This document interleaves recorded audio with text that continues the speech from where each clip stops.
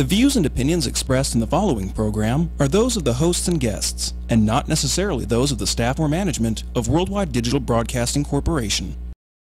Right. Get yourselves together. Right. Stand up and live your life. Right. Get yourselves together. Right.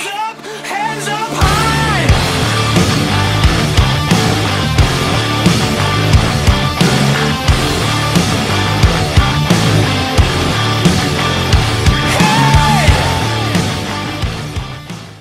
Welcome to the Rise Above Show. I am Joe Perroni. I'm Heidi Mancini.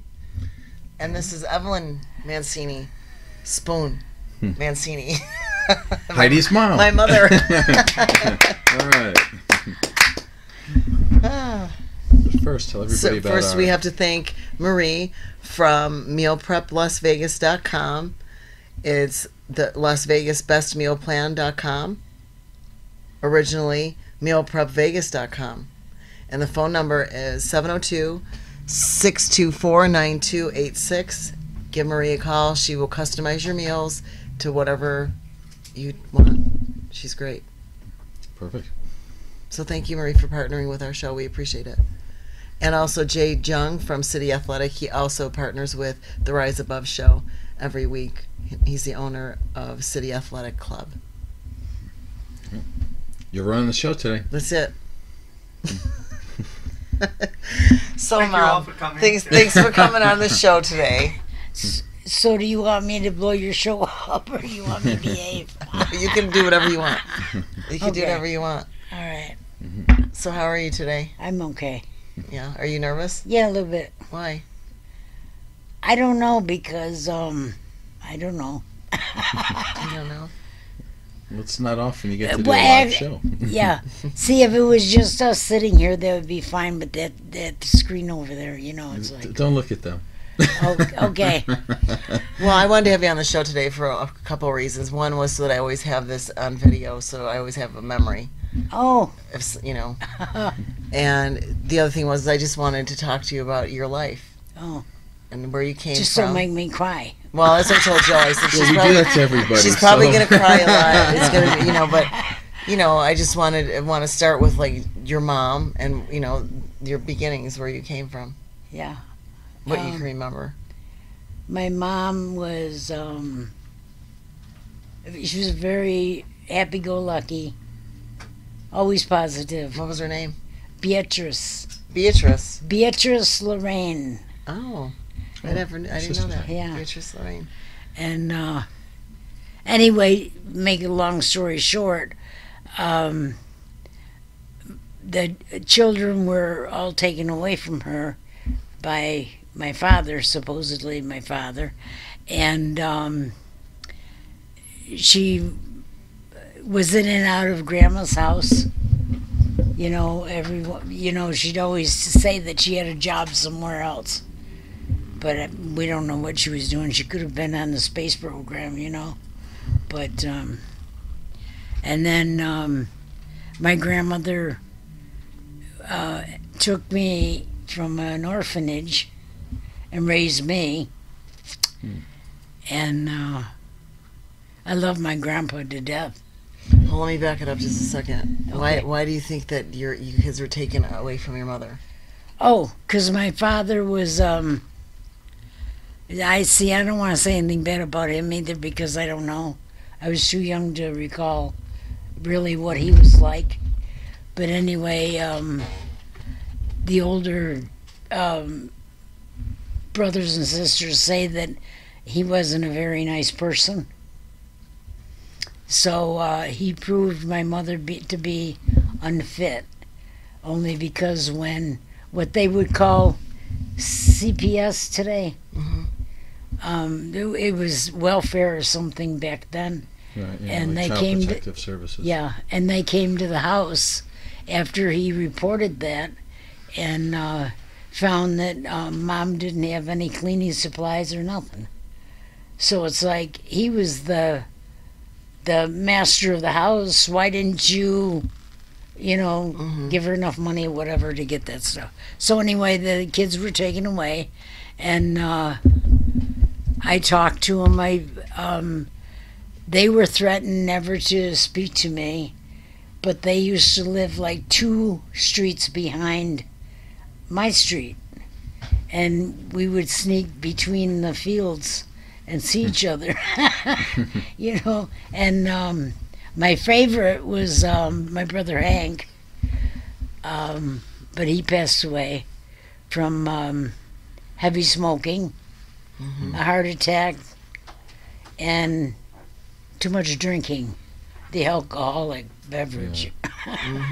And my oldest sister, she passed away with heart trouble, but she had a hard life too. So it's like we just dug up all the dirt, you know. we just lived in the dirt pile. What the heck? So then, well, when my grandmother took me between her sisters and her children, they had farms and they were in the country and that, and it was my best time. Just In the country? Yeah.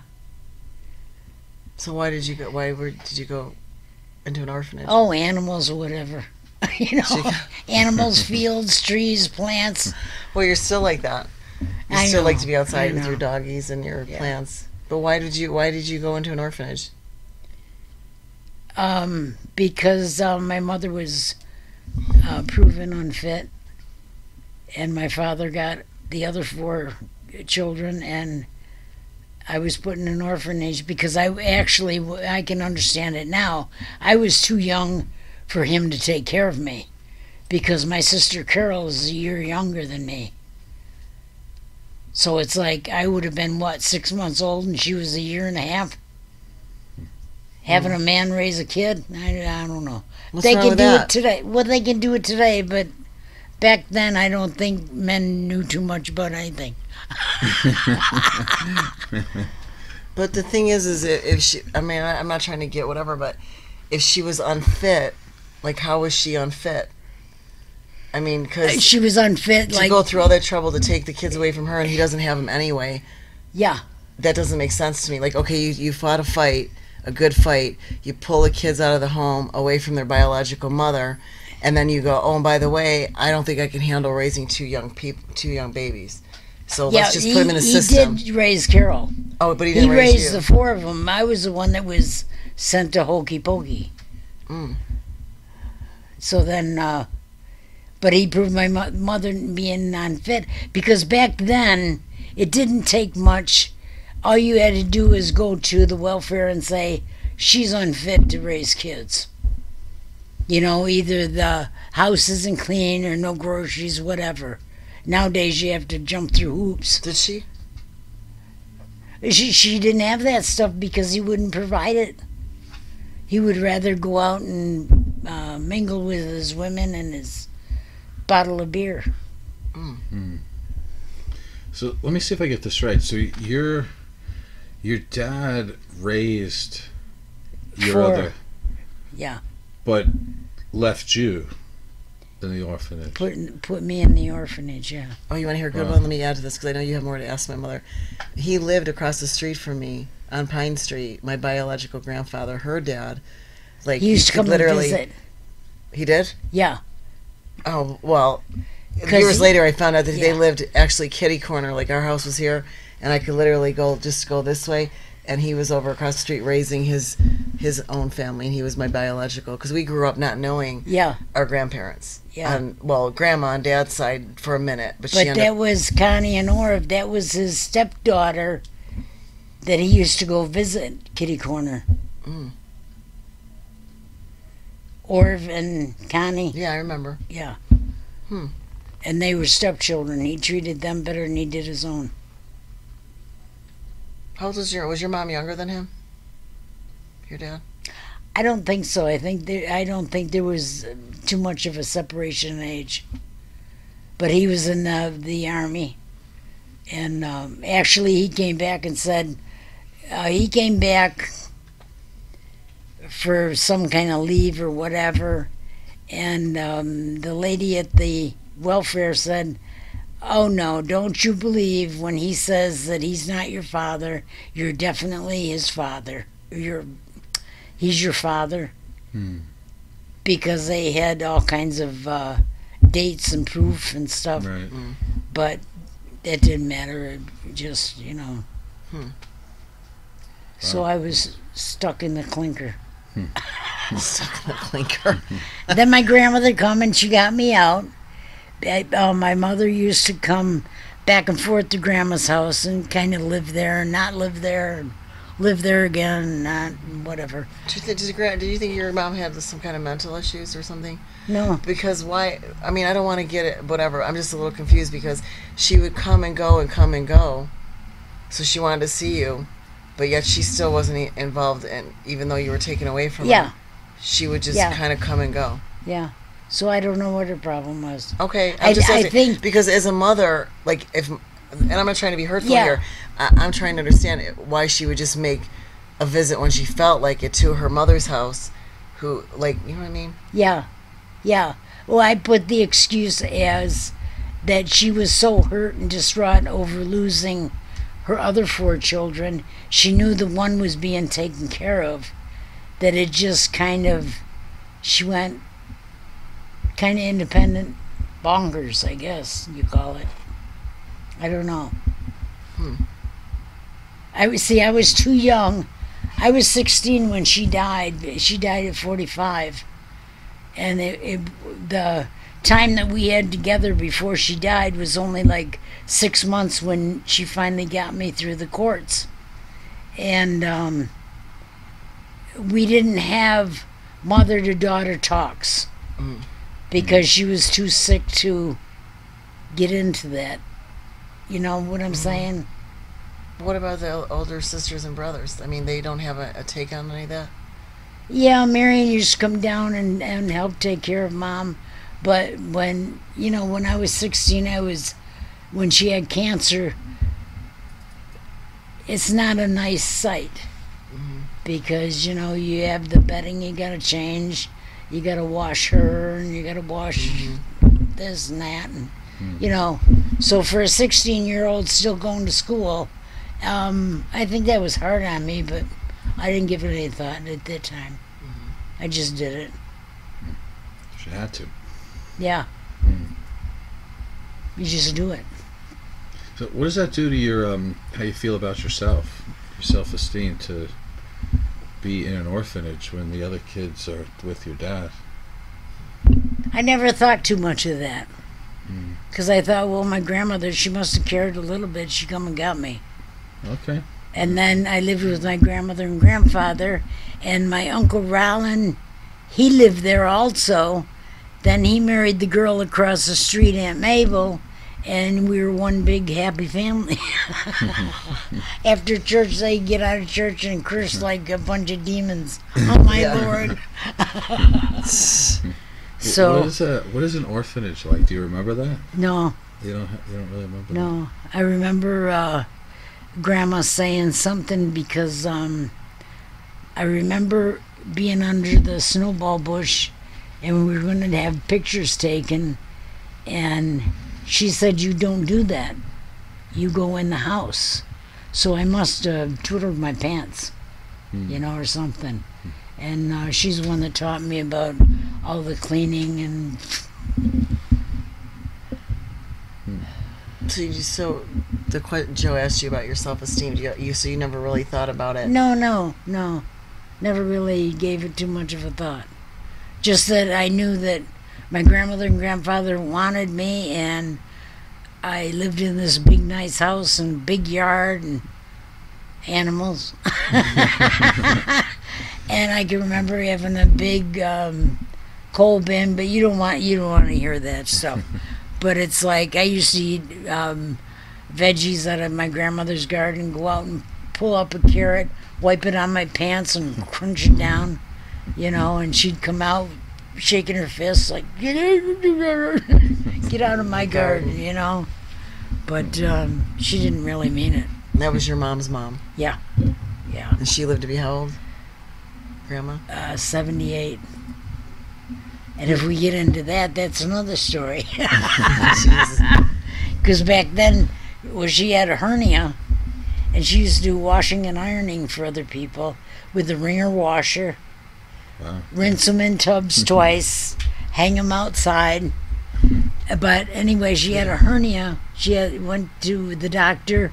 They decided to do an operation on it, and they messed up the operation.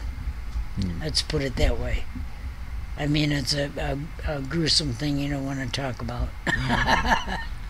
So then she passed away. But Did you know about any of this stuff? No. no, Really? So you No. haven't talked about this. no. Is there a reason why? I never brought the subject up, and they never We asked. never asked. Yeah. We just, Yeah. I mean, they shouldn't have to, but my life got to the point where I guess that was past history. You know, I'd tell them certain things that I think they'd want to know, but, you know, other than that, why go into the gruesome? Right. the gruesome, the nitty gritty. So Yeah. when you were growing up, how is it for you to trust people? I was a loner. Yeah. Yeah. I mean, there was kids around the neighborhood, and they were playing in, you know, their yard and in the driveway, and I would just stay in my own yard and do whatever I had to do, and dig in the dirt and climbing trees, and you know, I had a longtime friend, Andrea, and we had pictures of when we first started kindergarten. And she's always been my friend. Still She comes in friends, town. Yeah, she's a snowbird.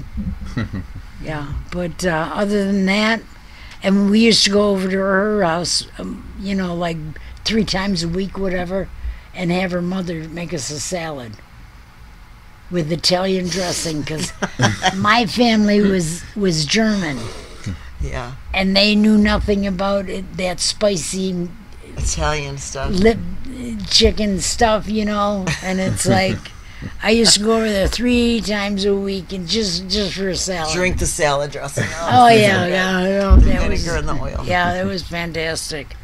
So, and then Uncle Ron and Aunt Mabel, they didn't get married till they were about 30, 35, something like that. And it's like, me being a teenager, I thought, when she became pregnant with Rao, I thought, she's an old lady, how's she gonna have a kid? You know, and that was the end of that thought. So Yeah. I wasn't too I didn't think too much of anything, you know. It's like here today, gone tomorrow. So but they lived there, and it's like they would go for a Sunday afternoon ride, and it would go to one of my aunt's house, and that was fine. Well, when they would say that they're going to Aunt Emma's, I used to go, I'm not going there. Because Aunt Emma, Uncle Van, I didn't like him. He was too quiet, and he was always out in the field. Then he was in with his pigs. He had nasty pigs. They'd eat you up. Pigs will eat each other. That's why pigs are disgusting. Yeah. They're cannibalists. In case you didn't know that, they'll eat each other. If one dies in the pen or it's Yeah, sick, they'll yeah. eat it. Oh, I didn't know They're that. not discriminatory. They'll eat their own. So, But one of the things, well, I want to ask you, how do you think being in that kind of environment, not having a mom, how do you think did it affect you at all raising your own kids? yeah, because I really didn't have anybody to fall back on. I had nobody to help me with my kids. No aunts or uncles, because they couldn't stand your father. So that was the end of that. Why? Because he was Italian. Oh, that's right. I forgot. You know, that's You that gotta thought be- back yeah. then. Come on. And, but I didn't have any aunts or, actually, even my sister, my oldest sister, actually, when I was married to your father, I don't think my sisters even come to see me. Or my brothers. I don't remember No. seeing anybody. Carol come to see us once, and she didn't last too long because of her mouth. So she was out the door with an unwelcome sign behind her. But I don't know. I didn't have anybody to lean on or whatever. It was all on me and your dad. So were you frustrated with 4 kids? Because you were 26, right, by the time you had all this? Yeah, I used to have my go in the bathroom and almost explode, but, you know, and you because the thing is, I can't understand how, I don't care how young they are, how a parent can beat or misuse their children the way I've seen, or on TV or heard or whatever, and it's like, yeah, you kids got a good whipping every once in a while, but you didn't turn out bad because of it. Well, I asked you a question a couple of weeks ago. I said, what do you think is wrong with the kids today? And your response to me was, they need a good slap outside that. They didn't get abused like you guys did. And I cracked up because you just said it so nice. Which was, they didn't get abused like you did. Oh, well. So, anyway. So do you want to answer? So I didn't. How did you meet Heidi's dad? I don't think I want to answer yes, that. Yes, you do. This blows the theory of at the Olive abstinence Garden. before marriage. Yeah. No, abstinence is She was blows the drinking the abstinence theory before marriage. No, I was. Or what is it? That's not the word. Abstinence. Abstinence. What's abstinence? It's Not doing something it. else. Is it something? Yeah.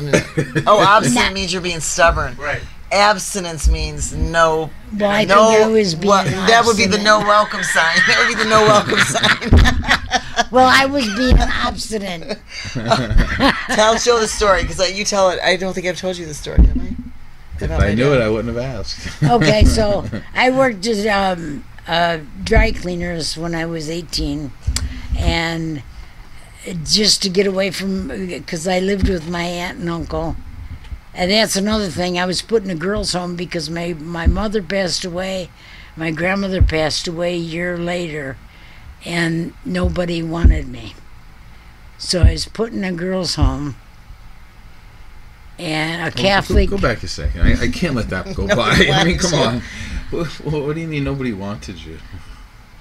Nobody stepped up and wanted to take me in. You're gonna make me cry now.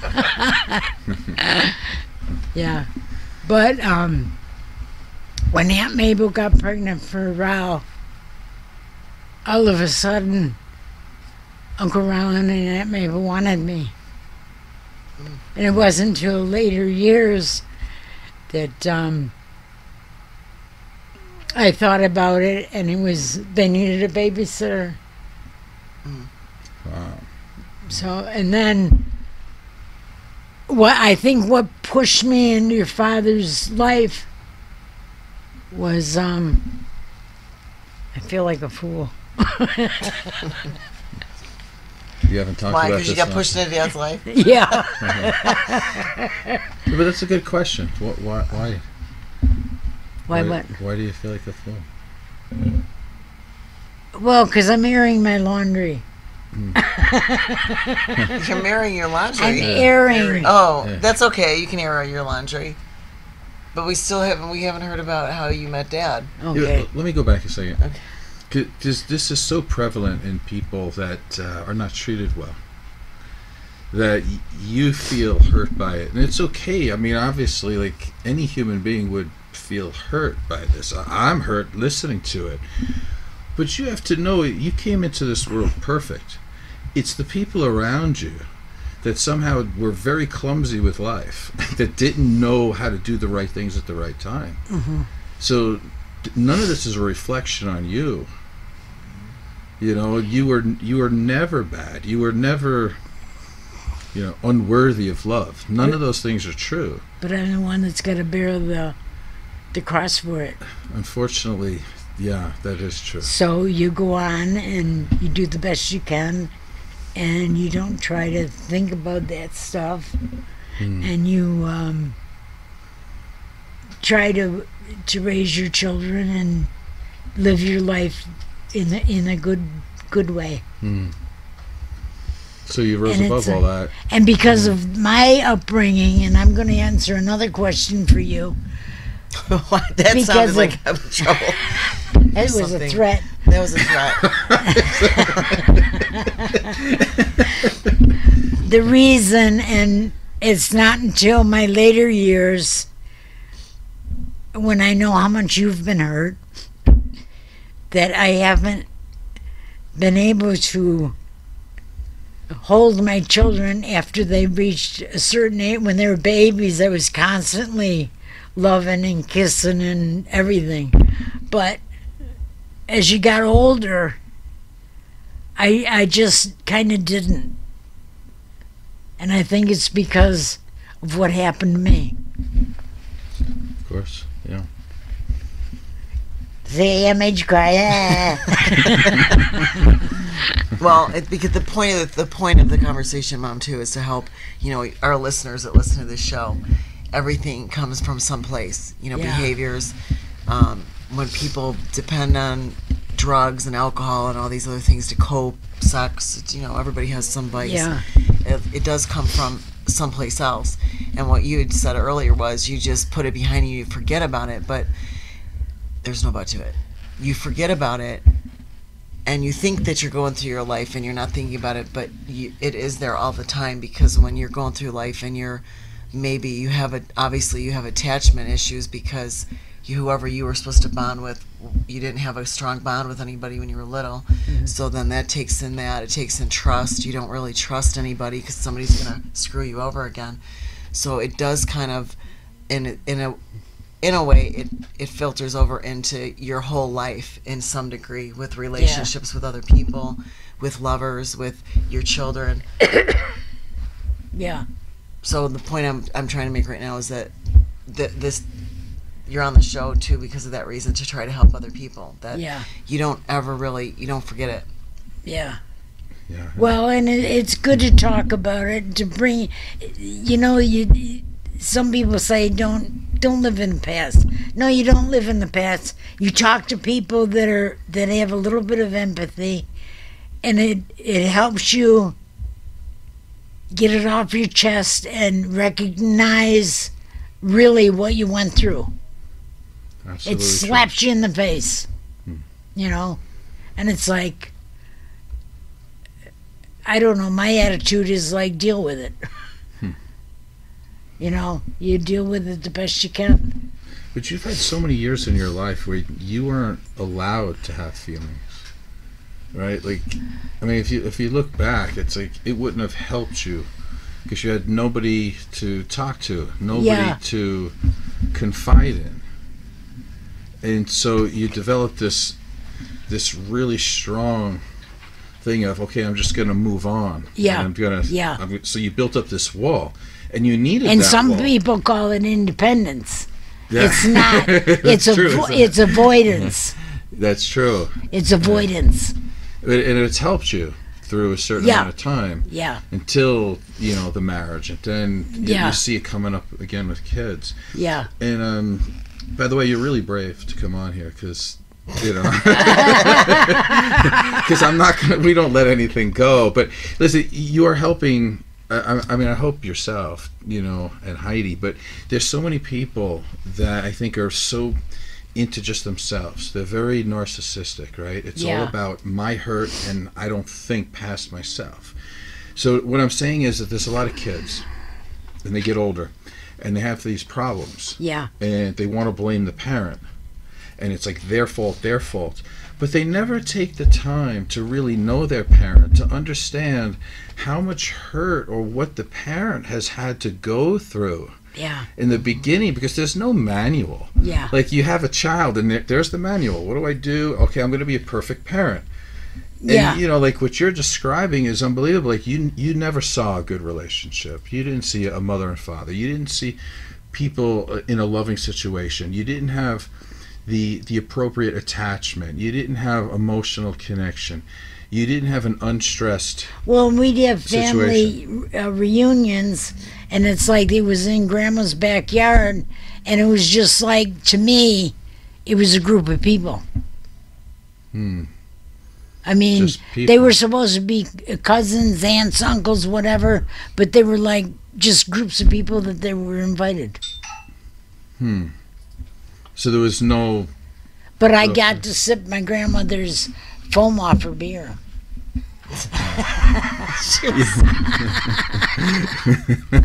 I can't believe she drank beer. I mean, I didn't. I and sipped you the sipped foam. the foam. So, but think about that, though, right? Like, if everybody would acknowledge their situation, but then go back and say, what did my parents go through? Yeah. You know, and stop expecting parents to be gods, and stop blaming their life on their parent. Right? And if I'm allowed, I mean, we're talking about everything today, so I might as well say it. Like, Heidi will come up with things, and we've had these talks. And I would say, but knowing what I know through a lot of studying, it's go back a little bit. You have no idea what your mother's been through. And parents that I know, their children are the greatest thing that they've ever put into this world. And you do the best you can, and you hide all of these horrible things from your kid. Yeah. And they think you're God, and they have no idea the stuff and the things that you have had to walk through to give them the best life you could. Yeah. And it's like, even though you know all this, you still hold it back because you don't want to put it on your children. Yeah. You know, and that's an amazing thing too. Like, I do all this lifting of weights and stuff. Listen, you're 20 times stronger than I'll ever be. Because if it was me and I saw my kid acting out, the first thing I would think is, oh, by the way, let me tell you, at least I'm here. I was from an orphanage. You one know, of the things that like you I would learn, burst out and say like, that. as you get older and you have your own children and you have your own relationships and you have your own experiences, what's happened to me, and I can be thankful now that in my past, aunts had said mean things to me about my mother or gave me information about your life, but it was done in a malice way. It was done to be vindictive and hurtful. And so I knew things, but I never said anything either. Yeah. Because it would be hurtful, it'd be whatever it was. But as I got older, and especially after when I had Ava, for me that was one of the best times in my life. Like, I remember having her, the whole experience was amazing. And to this day, I mean, I would kill for that kid. Like, I don't care what she does. I mean, she's my child. Yes, she makes bad decisions and whatever at times, but she's my baby. And when you go through things like that and you start looking at things, and I was in a situation in the marriage I was in, and you know, Ava's come and said things to me, but she goes, Mom, I know that you did what you could do. And it's taken me years of maturity, being in a relationship, seeing how people love, they don't love, having a baby of my own, and realizing that, you know, I always try to do the best for her. And I didn't tell Ava a lot of things about me either. Like, I mean, it's just something you don't, and I'm not going to give her all the dirt that went on in my past or my life. I mean, I disclose a little to her. Yeah. But it's like Joe said, you just go on, like even her father, you know, I won't say bad things about her father to her. It's like, you know what, you figure it out. I'm not going to Okay. Did I ever say anything bad about your father to you? No. So you hold on to all this, and then you experience yourself, and you go, this is an awful thing, because it's like you feel like you have to be the one to take the high road, which always uses that word, and you watch this other, I don't know what you want to call it, cyclone going on around you, and you're trying to protect your kids, and you're also trying to do what you can do. Yeah. And I said to him before, I said, listen, if I had Ava at 30 years old, and I thought I knew it all because I was older, I'd help raise, you know, Amanda and Christina and the younger ones, and you don't really know anything when you're a mom. You do the best you can with the circumstances. I look back now and I think, oh, if I would have handled that differently, if I would have not made it about me as far as what was going on with her dad, and just was present. I guess that's the only word I could say. I wasn't as present as I should have been all the time when I was raising Ava. Yeah. You know, but I became aware of your situation, and I said to Joe, I don't know how I would be as a person if I had the life my mom had. How nurturing would I be? Because that was one thing when Ava left, one of the things that really hurt me a lot was I spent all of her young years loving on her, kissing her, even into her, middle school years, where it was always, I showed her a lot of affection, and that was because of me, but it was also because of John. He was not emotionally there, so I felt like I had to do the job of a father and a mother with the affection. But I also, in my opinion, I didn't have a lot of nurturing when I was growing up. I didn't feel a lot of love and a lot of, and this is not to hurt you, by the way. This is just because I'm over it. Whatever. But being a mother myself, I said when I have my baby, I want to make sure that she always knows The touch. even when she's not behaving, I still love her. And I used to tell her that I love you. I don't like your behavior right now, but I still love you. And I'd always made sure that she felt me. Yeah. And what's ironic is that Ava has a tendency to be a lot like her father, that when I go to touch her, she moves away, or I get the forehead. I remember the forehead. What the fuck is the forehead? I said to her, I am not kissing your forehead. Give me a hug. So ironically, but that's another day for a show, genetics come into play, right? Yeah. So here I am, lovey, and I got a kid that has a lot of her. Yeah. genetics. Like I tell Ava, give me a hug, and she Yeah, it's like, how did that happen? headbutt me. It's like, So, but my point is, when you think about all of this, right? When you start breaking it down, you go, would it have made that much of a difference? yeah. And this is going back to when we blame our parents. Would it have made that much of a difference in my life today if I would have had the situation with you the way I wanted, ideally, a mother-daughter when I was little? Would it have made that much of a difference in who I am today? No, because Ava's an altogether different person. But what I'm saying is, because then I took that and I said, because I didn't feel I had that, I'm going to make sure this child has that. Guess what? In the end, it didn't make that much of a difference because she still did whatever the universe or whatever she was supposed to do, and she's still like that. I mean, it's hard for her to hug me, to kiss me. I mean, I'm like, come on, you're the same way. Put your arms around me. Like, can I get somebody in this world to give me a freaking hug? Like a nice, I mean, seriously. So I do it. I do it to everybody I can because I'm a touchy-feely. Yeah. So I guess my point I got off of was that for a lot of years, me personally, I always felt like you didn't like me, and I was like, I don't know what I did or I didn't do. But as I got older and I had my own kid, I realized it wasn't anything I did or didn't do. It was you did the best you could do under the situation. And honestly, I would have never been able to handle 4 kids under the age of 26 with no help, because I had all I could do with one kid. Yeah. So he asked me a question how I met your father. Yes, we want to know that. This is nasty, this story. John, I could have gotten away with it. This is a nasty story. No? Okay, cool. Let's get to it. I could have gotten away with that one. You're not, because I it's could have funny. I want snuck you to right hear under this. the No, table. we're getting back to This it. is- Right out the door. I got the notes right here. Just keep the notes. Well, I worked at a dry cleaners. I was 18, and I used to, just to get away from Aunt Mabel and Garan and screaming kids, I would walk down. Do you remember Lockport Plaza? I would walk down that big hill, and I would just sit there. And at that time, I didn't smoke, so it's not to sneak away and get a smoke or anything. I just sit there on the goat. I guess they call it a goat path. I don't know. Go path. Goat. Oh, goat. Goat. Goat path. Okay. That's where you used to herd the goats Okay. on that hill before they built They it up. built it up. Okay. So I saw this white Chevy, 58 Chevy go by. Boy, is that cute. Ooh. Okay. I kept watching it. The next, I think it was about 2 weeks later or something like that, because every time I went down there, this car was going into Lane's drugstore. Okay. Yeah, he's taking his cigarettes Okay. probably.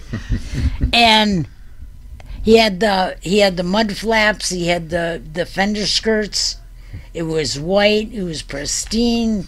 Clean. It was really, all the chrome the 58s used to, oh God, that car was, and I I'm thought, seeing the knight in shining armor here. That's wow, was a yeah, big I know, In a Chevy, a white 57 Chevy.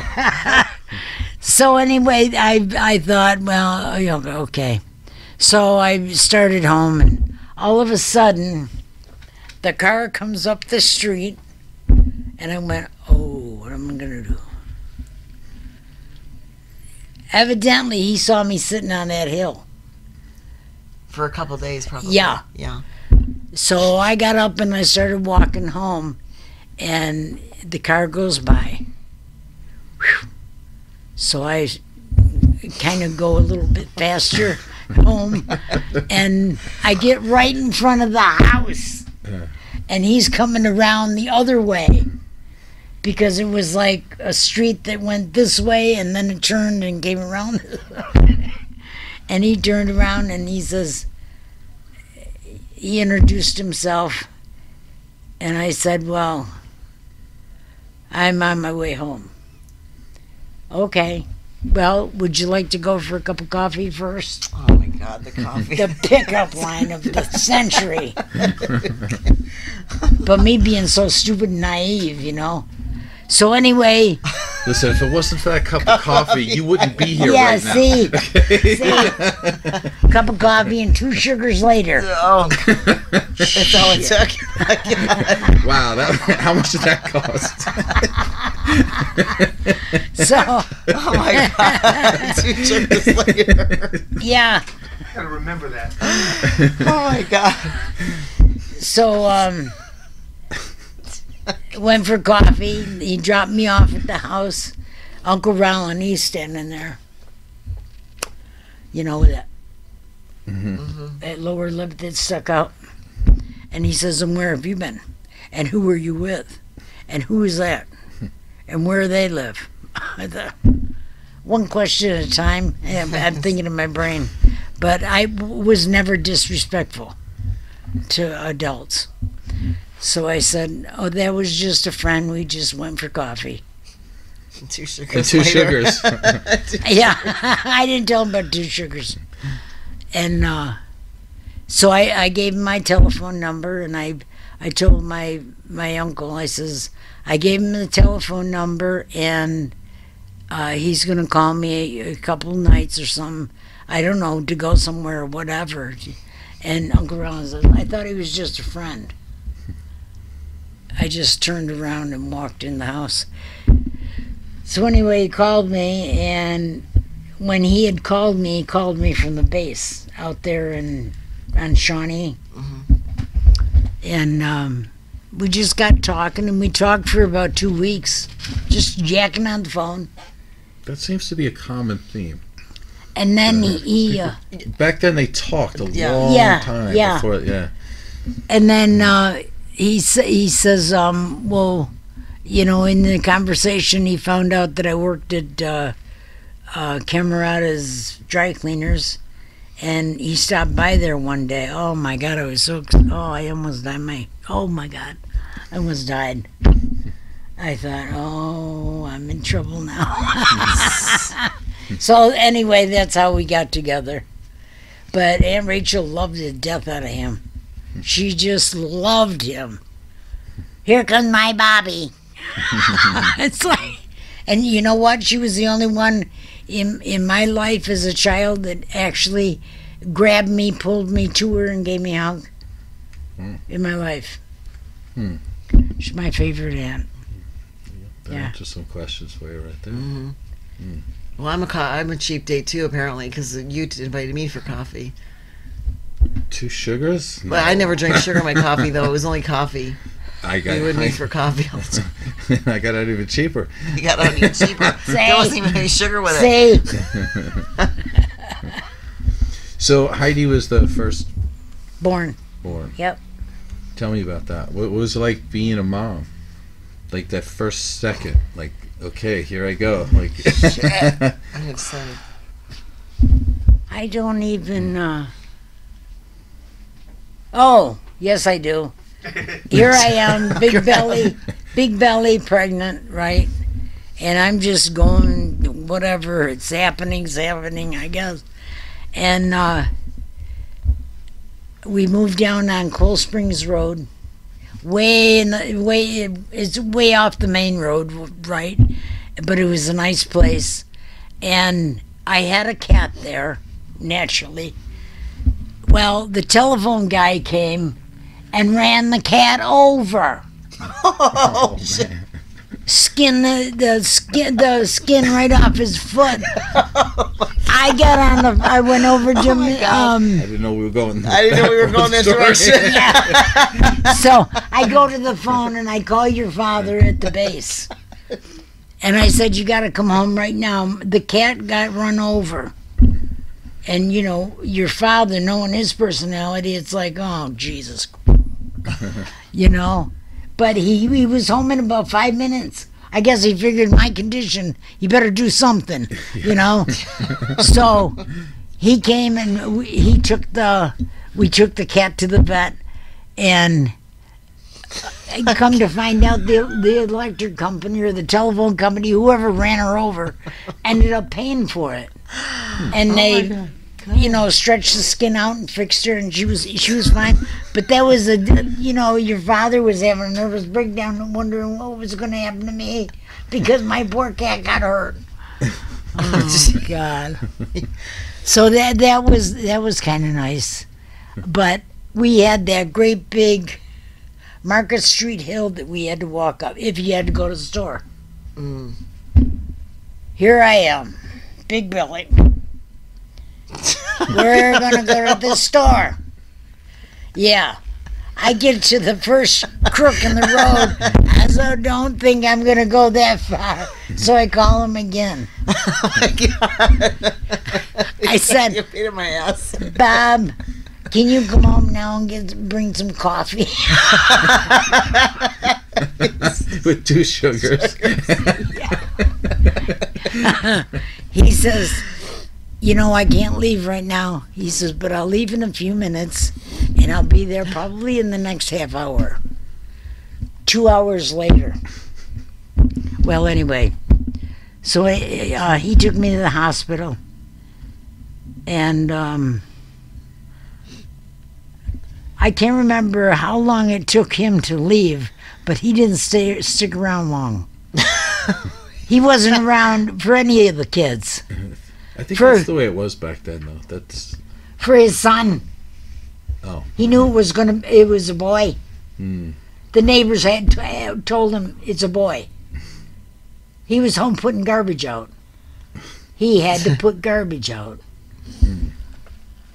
So here I am, moaning and groaning in the hospital all by myself. It's like, here we go again. You all think by myself. All by myself. These fucking losers. You would have thought I woke up by the second child, wouldn't you? Oh yeah. Oh my. But you want to hear a good one? When I was pregnant with Ava, this should make you happy.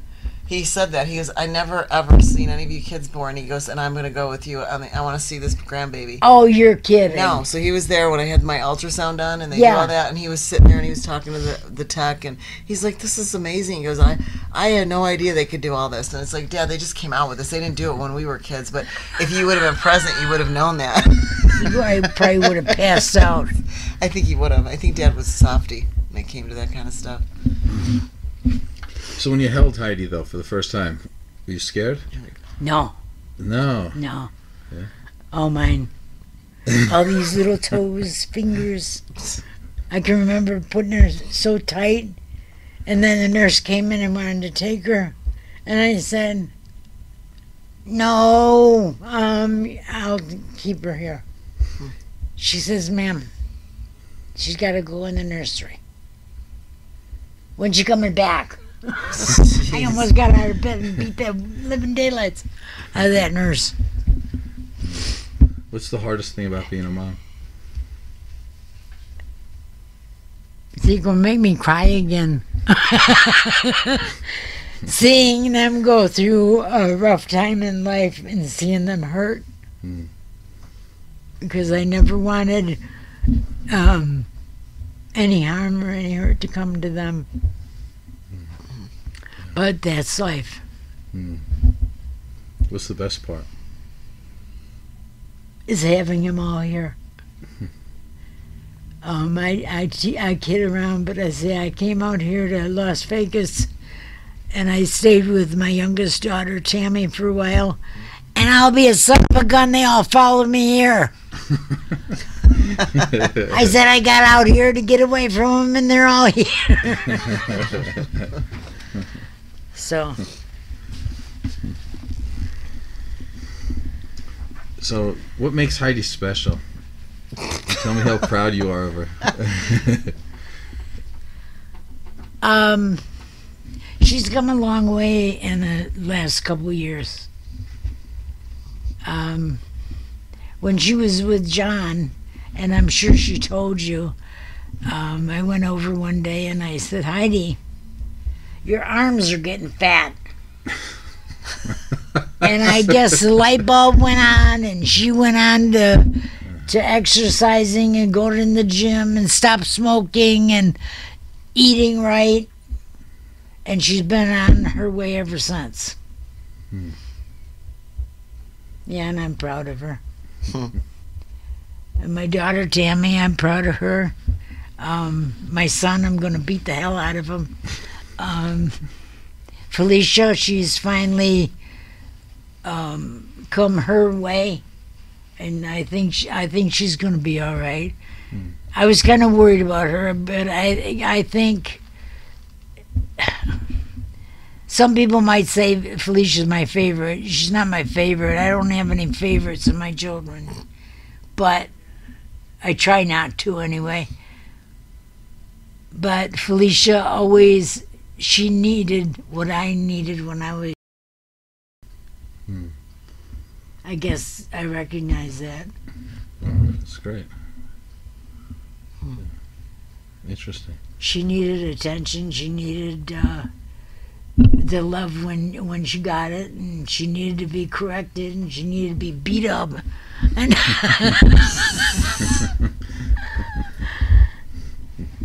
I'll let you take over at the end here. I don't want to ask all the questions. It's your mom. Well, I'm just saying, I'm glad you came on the show. I'm glad we're close.